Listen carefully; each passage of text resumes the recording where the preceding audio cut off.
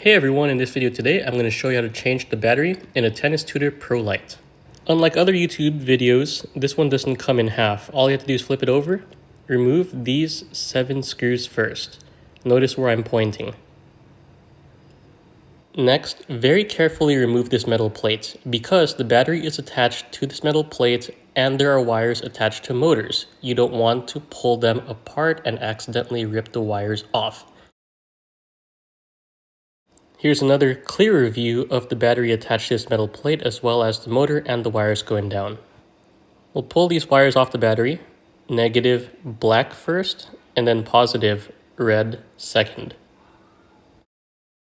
With this, notice I've tilted the machine on its side, placed the battery and the motor on the floor here with the wires still connected. It's easier to work this way. Now we're going to remove this bit here as well as the other bit on the other side. This metal plate should come off, and then the battery comes after that. I put in a 9 amp hour battery this time to hopefully get a longer runtime. I also put some electrical tape on the metal plate just in case I accidentally touched the terminals in. Now lining up all these screw holes, and then going to place the screws through these holes, then tighten them up. Here's one screw. We're going to put this right under through the hole, and then tighten it up. Then we'll repeat the same process for this other screw hole, putting the screw in and then tightening it down.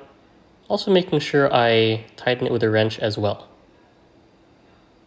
Here's a caveat I need to mention. This is a battery on the left. It has narrow terminals, and on the right I have thicker terminals, so F1 versus F2.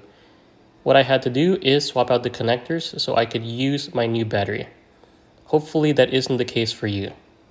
With that said, these connectors slip on the battery nicely. We're going to connect the positive red side first, make sure that's snug, and then place the black negative side on next.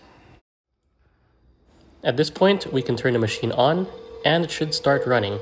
If it does, then success. Time to put it all back together. Now we put this all back together. I have the metal plate on here sideways, just making sure I don't accidentally strip the wires as I put this metal plate back on. Then I tilt the machine so I'm able to put the screws in easier. So we have 1, 2, 3, 4, 5, 6, and screw number 7. Screw them all back in place, and this is the end of the video. Thank you very much for watching. Hope this helps. Please like and subscribe, and I hope to see you in the next video.